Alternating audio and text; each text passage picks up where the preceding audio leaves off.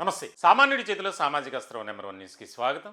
నేను రవీంద్ర. ఆంధ్రప్రదేశ్లో రాష్ట్ర ప్రభుత్వ ఉద్యోగులు ప్రత్యక్ష కార్యాచరణకు సన్నద్ధమవుతున్నారు. ఇప్పుడు ఇదే అంశం మీద ఉద్యోగ వర్గాల్లో తీవ్రమైనటువంటి చర్చ జరుగుతుంది. దానికి ముఖ్యమైనటువంటి కారణం ఏంటంటే కూటమి అధికారంలోకి వచ్చి 2 ఏళ్ళు పూర్తయింది. అయినప్పటికీ ఉద్యోగుల సమస్యలు కానీ ఆర్థిక పరమైనటువంటి ఆ యొక్క ఏవైతే ఇష్యూస్ ఉన్నాయో వాటిని క్లియర్ చేయటంలో కూటమి ప్రభుత్వం పూర్తిగా విఫలమైంది. ఏదైతే ఎన్నికలకు ముందు కూటమి నేతలు చేసినటువంటి ప్రామిసెస్ ఉన్నాయో వాటిని ఎందుకు నిలబెట్టుకోవట్లేదు, ఇలాంటి ప్రశ్నలు ఎన్నో చర్చించుకుంటున్నారు. దీనికి సంబంధించి ప్రభుత్వం వైపు నుంచి మాత్రం ఎలాంటి స్పందన లేదు. కూటమి ఎన్నికలకు ముందు ఏం చెప్పింది, ఎన్నికల మేనిఫెస్టోలో ఎలాంటి అంశాలను పొందుపరిచారు అనేది ఇక్కడ మనం ఒకసారి పరిశీలించుకోవాలి. ముఖ్యంగా కూటమిని గెలిపించండి, మేము అధికారంలోకి రాగానే ఐఆర్ ప్రకటిస్తాం, ఇంటర్మ్ రిలీఫ్ మధ్యంతర భృతి ఇస్తాం, పిఆర్సీకి సంబంధించి కూడా కమిషన్ వేస్తాం, ఇక పెండింగ్లో ఉన్నటువంటి బకాయిలన్నిటినీ కూడా దశల వారీగా తీరుస్తాం. ఇది ప్రధానంగా చేసినటువంటి ప్రామిసెస్. ముఖ్యంగా మేనిఫెస్టోలో కూడా పొందుపరిచారు. మరి ఎన్నికలైపోయినాయి, ఫలితాలు వచ్చాయి. దాదాపుగా 164 స్థానాలతో కూటమి 3 పార్టీలు, తెలుగుదేశం పార్టీ, జనసేన అలాగే భారతీయ జనతా పార్టీ, ఈ 3 పార్టీలు ప్రభుత్వాన్ని ఏర్పాటు చేశాయి. మరి దీనికి సంబంధించి రోజులు గడుస్తున్నాయి, వారాలు గడుస్తున్నాయి, నెలలు గడుస్తున్నాయి, సంవత్సరాలు కూడా మారుతున్నాయి క్యాలెండర్లో. కానీ ఉద్యోగుల సమస్యలు మాత్రం అక్కడ అలాగే ఉన్నాయి. దీనికి సంబంధించి తీవ్రమైనటువంటి అసంతృప్తి, వ్యతిరేకతతో ఉన్నారు ఉద్యోగులు. ఎందుకంటే కూటమి అధికారంలోకి వస్తే మన సమస్యలన్నీ తీరతాయి, మనం హ్యాపీగా ఉండొచ్చు ఫ్యామిలీస్తో అనేది. కానీ ఎక్కడా కూడా వైఎస్ఆర్సీపీనే బెటర్ అన్నట్లుగా చర్చ జరుగుతుంది. ఇది నా మాట కాదు, ఉద్యోగ వర్గాల్లో జరుగుతున్నటువంటి చర్చ. అధికారంలోకి రాగానే 3 నెలల్లోపే ఐఆర్ ఇచ్చారు, పిఆర్సీ వేసినప్పటికీ దానికి రివర్స్ పిఆర్సీ అనుకున్నారు. కానీ ఇచ్చినటువంటి హామీని నిలబెట్టుకున్నటువంటి వ్యక్తిగా జగన్ ఉన్నారు. ఉద్యోగుల్లో ఇంటర్మ్ రిలీఫ్ ఇస్తామన్నారు, చెప్పినట్టే ఇచ్చారు. మరి కూటమిని కూడా అలాగే నమ్మి ఏకపక్షంగా కూటమికి సపోర్ట్ చేసినప్పటికీ ఇప్పటి వరకు దానికి సంబంధించి ఇచ్చినటువంటి మాటను, హామీను నిలబెట్టుకోలేదు. మరి రాష్ట్రంలో అన్ని వర్గాల ప్రజలకు అనేక రకాలుగా సంక్షేమ పథకాలు కానీ అభివృద్ధి కార్యక్రమాలు కానీ చేస్తూనే ఉన్నారు. మరి దానికి సంబంధించి ఏ రకమైనటువంటి పరిస్థితులు ఉన్నాయి, రాష్ట్రంపై ఆర్థిక భారం పడుతున్నప్పటికీ వాటిని ఎక్కడా కూడా ఆపట్ల. ఇంకొక ముఖ్యమైనటువంటి విషయం, ఉద్యోగుల్లో జరుగుతున్నటువంటి చర్చ మాత్రమే నేను చెబుతున్నా. ఏదైతే రాష్ట్ర ప్రభుత్వం ప్రజలకు ఆయా వర్గాల వారికి అందిస్తున్నటువంటి పథకాలు కావచ్చు, చేస్తున్నటువంటి అభివృద్ధి కార్యక్రమాలు కావచ్చు, మరి వాటిని సక్రమంగా నిర్వహించాలి, చేయాలి అంటే ఉద్యోగుల పాత్ర ఎంతో కీలకమైంది. మరి అటువంటి విషయంలో ఉద్యోగుల సమస్యలను పరిష్కరించడంలో ఈ కూటమి ప్రభుత్వం ముందుకు రావట్లేదు అనేది.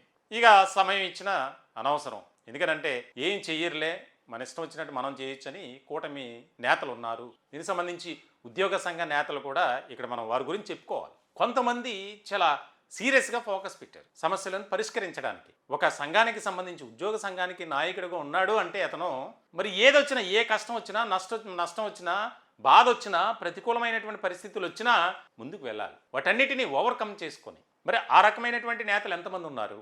కొంతమంది, వేళ్లపై లెక్క పెట్టు. మరి అటువంటి వారు చేస్తున్నటువంటి ఆ యొక్క ఉద్యమం కానీ పోరాటాన్ని కానీ ఆపాలని చూస్తున్నారు కొంతమంది. దీనికి సంబంధించి ముఖ్యంగా ఇక ఎలాంటి పరిస్థితుల్లో కూడా మేము అనుకున్నటువంటి లక్ష్యానికి చేరతాం. జూలై మాసం చాలా కీలకమైంది ఉద్యోగస్తులకు. ఇక తాడో పేడో తేల్చుకునేటువంటి సమయం ఆసన్నమైంది.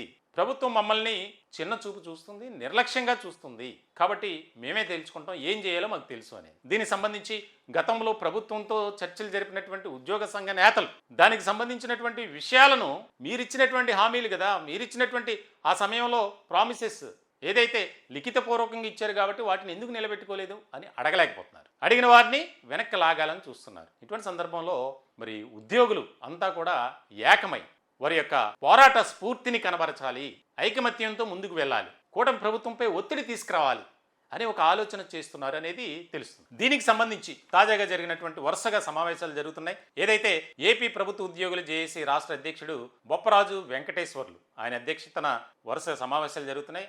ఆ సంఘం ఆధ్వర్యంలో అందరినీ కూడా ఐక్యపరిచి ప్రభుత్వంపై ఒత్తిడి తీసుకొచ్చే విధంగా ప్రయత్నాలు జరుగుతున్నట్లు కూడా తెలుస్తుంది. దీనికి సంబంధించి డివిజన్కి ఈ నెల అంటే జూలై 1 నుంచి 10వ తేదీ వరకు డివిజనల్ కేంద్రాలు అక్కడ ఆర్డీఓలకు అలాగే ఎమ్మెల్యేలకు వినతి పత్రాలు ఇచ్చి, తర్వాత ఈ నెల 12వ తేదీన శ్రీకాకుళంలోను అలాగే 21న అనంతపురం జిల్లాలో ఈ 2 చోట్ల ఉద్యోగులకు సంబంధించి సన్నాహక సమావేశాలు, సభలు నిర్వహించి ఆ 2 రోజుల పాటు అక్కడ నిర్వహించినటువంటి సమావేశాల్లో తీర్మానం చేసుకున్నటువంటి అంశాలను బట్టి ప్రభుత్వం కనీసం స్పందిస్తే దాన్ని అక్కడతో పక్కన పెట్టడం, లేదంటే గనక ఏం చేయాలి అనేది ఆ 2 సమావేశాలు అయిన తర్వాత ఒక మీటింగ్ ఏర్పాటు చేసుకొని నెలాఖరు లోపు దీనికి సంబంధించి ప్రభుత్వంపై ఒత్తిడి ఖచ్చితంగా తీసుకురావాలి. మన సమస్యలను మనం పరిష్కరించుకోవడానికి అందరూ కూడా ఏకతాటిపైకి రావాలి అని పిలుపునిచ్చింది ఈ సంఘం, ఈ అసోసియేషన్. మొత్తానికైతే కూటమి ప్రభుత్వం ఇప్పటికైనా స్పందించాలి. ఎందుకంటే సామాన్యుడి చేతిలో సామాజిక అస్త్రం నెంబర్ 1 న్యూస్ ఎప్పుడూ కూడా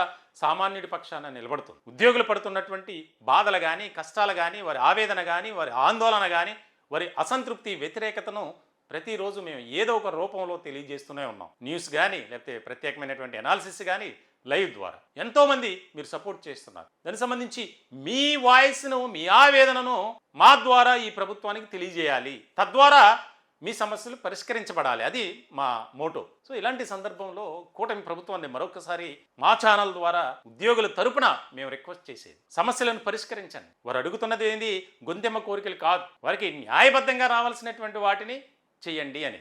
మరి మీరు ఎన్నో హామీలు ఇచ్చారు. ఈ 5 ఏళ్ల పాటు 2019 నుంచి 2024 వరకు వైఎస్ఆర్సీపీ అధికారంలో ఉద్యోగులకు తీవ్ర అన్యాయం జరిగింది. మేము అలా చేయబోము. మమ్మల్ని నమ్మండి, మమ్మల్ని అధికారంలోకి తీసుకురండి, వెంటనే ఐఆర్ ఇస్తాం. 2 ఏళ్ళు దాటిపోయింది, ఐఆర్ ఊసేలేదు. పిఆర్సీ గురించి కనీసం దాని గురించి కూడా ఒక క్లారిటీ అనేది ఇవ్వట్ల. సో మొత్తానికైతే ప్రభుత్వం స్పందించి దానికి సంబంధించి ఐఆర్ ఎప్పుడు ఇస్తారు, పిఆర్సీకి సంబంధించి కమిషన్ ఎప్పుడు వేస్తారు అనేది చెప్పకపోతే, అలాగే మా సమస్యలను పరిష్కరించకపోతే మేము తీవ్రంగా దాన్ని తీసుకుంటాం.